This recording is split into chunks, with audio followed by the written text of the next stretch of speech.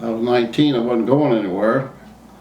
Had a crummy job in a warehouse for a department store, and had split up with my then girlfriend, and the transmission was out of my car, so I didn't have any possibilities. So I said, heck with it, I'll go down and join the Marines. So at lunchtime, I went down and joined the Marines, and I was getting ready to leave on the train. Well, I was getting ready to leave the house and go to the train. We took a train down Atlanta, and my girlfriend called me, which was my wife later, and asked me, "Why are you doing this?" I said, "Got nothing else. I don't want you to go." Well, I had to, so I don't know, I took the oath. So anyway, I went, and that's the only time that I ever seen my dad with tears in his eyes. The day I left for the train, he was sitting out on the front porch, and I told him goodbye, and of course he was a hard man, but he had tears in his eyes. I'll never forgot that. Well, we got to Atlanta, and we took a bus over to South Carolina. Rode all day, all evening. Got there about 11 o'clock at night. That's when they want you to get there, because you're tired and sleepy and you're easier to handle. And well, it was next morning was Sunday, and we went to had to go to church. Well, first we went to chow, and it had the famous shit on a shingle, which is gravy and some kind of meat, beef probably. And after the church, well, we fell out there in ranks, and the two drill instructors came and was going to pick us up and take us to the train us, take us to our lodging. And the one he said, "The first thing I want to know is how many of you are here from Kentucky." There was 10 of us, and I'm the only one to raise my hand. So he comes over, he said, "What part of Kentucky are you from, turd?" I said, "Louisville, sir." He said, "Sir, Louisville, sir." I said, "Sir, Louisville, sir."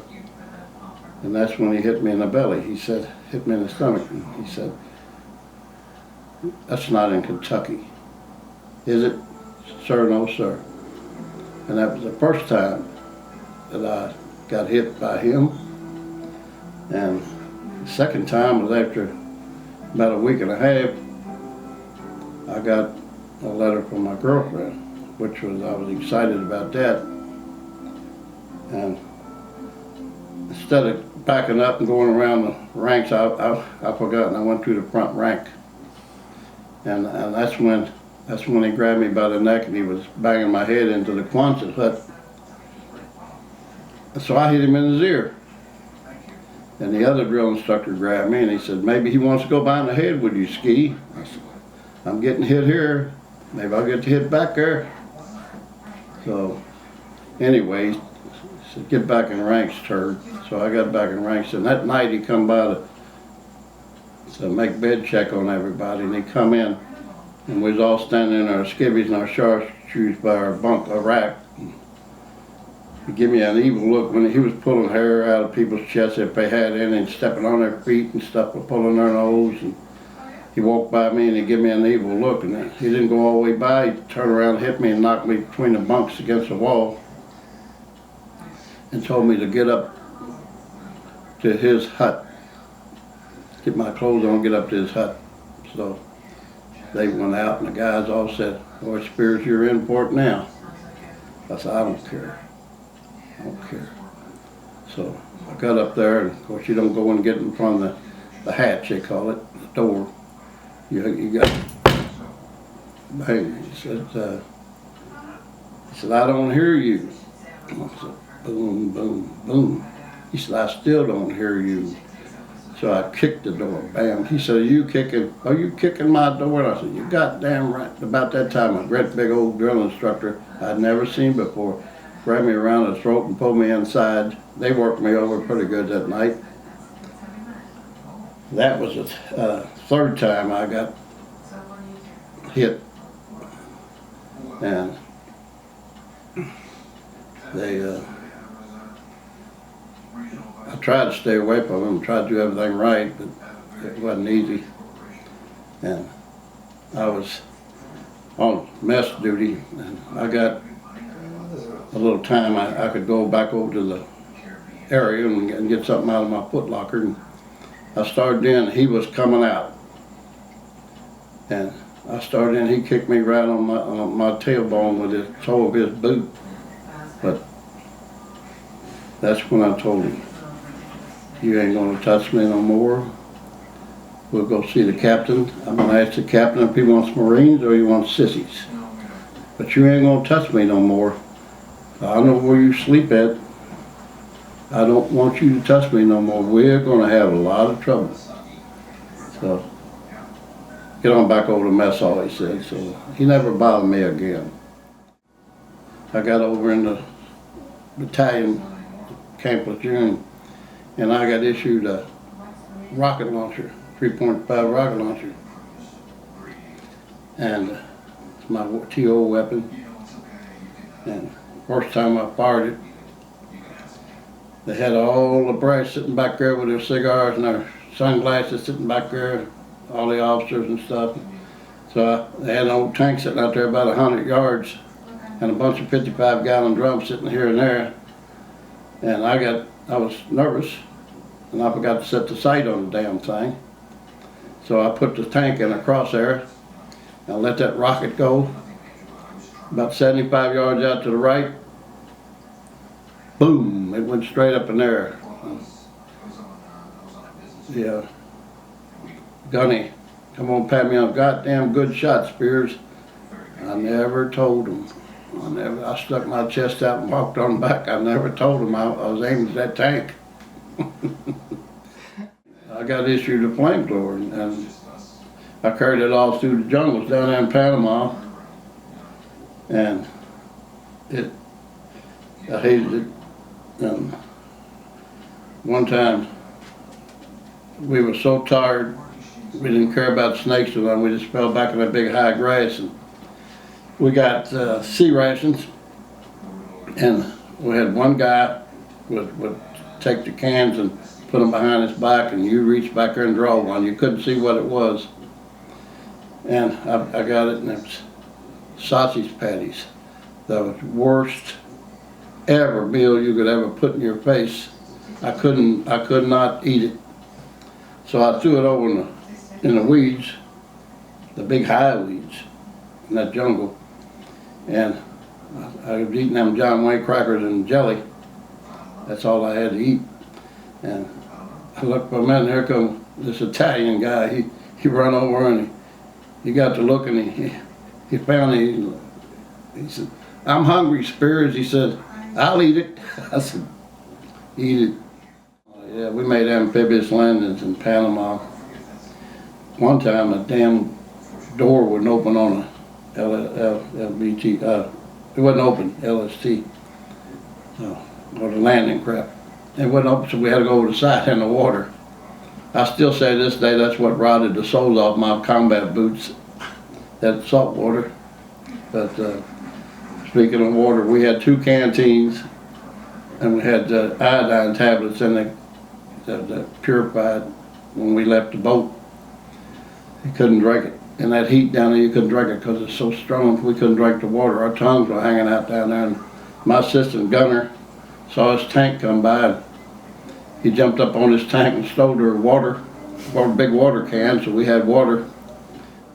We pulled Liberty in St. Thomas, Colon, Panama, Puerto Rico, and Havana. Back then, Castro was up in the Oriente provinces, up in the hills up there, but we didn't see that. But the place was an armed camp. It was Batista's men were all over the place with machine guns and everything. We were doing nighttime recon up in the mountains down there on that island, and we wouldn't get back to the place where we had our pup tents till about 2:30, 3 a.m. And we was always hungry. We never had nothing to eat, 1 hot meal a day. And them caballeros would come down out of the mountains with the burlap bags across the jackass there, and they had like candy bars and some kind of soft drink, and my favorite was a Franco American spaghetti in a big 16-ounce can, and I bought them. And so one night we come back, and I had my little can opener and my sterno can, and I was sitting there stirring it, and I looked up and there was about 10 Marines with spoons standing there. I said, I said, everybody get one spoon, that's all. And I said, I got a box of high-hole crackers underneath my air mat in a tent. They tore my tent down and get them. They fought over them. I said, they got ants all over. We don't care. We're hungry. So that was that. So, well, after it wasn't long, we came back to the States and got all the milk and bread we wanted. Man, it was just wonderful because we'd been to that powdered stuff and green eggs, powdered eggs, and we had real eggs, and it was wonderful. One day they come in there and then wanted to know who was a PFC that had an IQ of X amount. They were supposed to have a good IQ and wanted to transfer to Portsmouth. So I went in to see the captain, and I had just gotten married, and I come back, I didn't think I was gonna see my wife for a long time. I got a real close haircut. And the captain called me in there and says, "Spirit, I'm giving you this transfer because I like your damn haircut." I said, "Thank you, sir." Well, I thought I was going to Portsmouth, Virginia. It was Portsmouth, New Hampshire. So just as far away as I was, I thought I was going to get over in Virginia. But anyway, I went there and went to the Portsmouth Naval Retraining Command, which is a good word for prison. It's Portsmouth and Marine. It was a naval and Marine prison. And I started out on a fence up in the guard tower. And I got to roving patrol. And after I got a little time in, I made corporal, and I got to be corporal of the guard. And one time, I was sleeping in my bunk, and I'd been in town drinking beer because it was my off day. And the guy came with a board to sign for me to pull colors. I had to have NCO to run colors, and I wasn't in my right mind anyway. I signed it, I went back to sleep. And, the guy came back and he said, "Sergeant Ordway says you're on report to Corporal Spears." I said, "For what?" He said, "You signed the board." He said, "You be in the uniform today in the morning at 8 o'clock in front of the first sergeant's office." I said, so 8 o'clock next morning, I went in to see the top sergeant, and he said, "Spears, what the hell did you do now?" I told him, I said, "I was drunk." He said, then here come that sergeant running in there pointing, and that big old top sergeant raised up and knocked him clean out of the room. He said, "Get back in here. You've been picking on this man. That's what these people tell me. Stops now." Well, make it short, I got to be sergeant. And I got to be sergeant of the guard. And this same SOB come in back there to get him a cup of coffee back in the guard shack, and I run him out of there. I said, you ain't this, you get your ass out of here. I'm sergeant now, you can't do nothing to me. So, not long after that, I became the senior sergeant. And a mail job came open, mail sergeant job, so I took it. I had it for about 6 months. I had my own Jeep or carry-out, whichever I wanted, to get out of motor pool. And I'd go to the main prison. I was at trustee for him at this time. And I'd go to the main prison, pick up the mail and deliver the mail, and pick up the prisoner's mail and pick up the intercommunications between the two outfits, and do that twice a day. I had every night and every weekend liberty. I didn't have to stand inspections. I could straggle the chow. I had it all made. But to transgress a little bit, I was standing there supervising prisoner chow when I was sergeant of the garden, and that major came in, the dreaded major, which he was not liked, but he come in and he said, "Sergeant Spears, what are you doing?" I said, "Sir, I'm supervising CMP chow, Court Martial Prisoners chow." He said, "I'm relieving you." I said, "What for, sir?" He said, "I'm giving you a 96-hour pass." I said, "What for?" He said, "Your wife's in Westfield, Massachusetts. She was staying with her aunt and uncle down there, and says she's having a baby.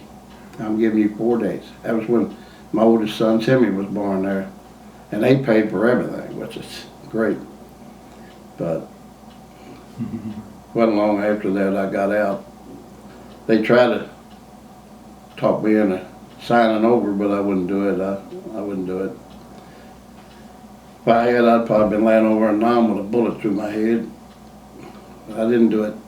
So I went in, my pay was $78 a month. The time you paid for some of your uniform cleaning and stuff, and bought your cigarettes, which I smoked back then, wish I hadn't, but I did. But when I got out of boot camp, I was in the best shape of my life. I was straight up and down, solid as a rock. I could run with field transport pack, everything. I never have been in that good a shape since.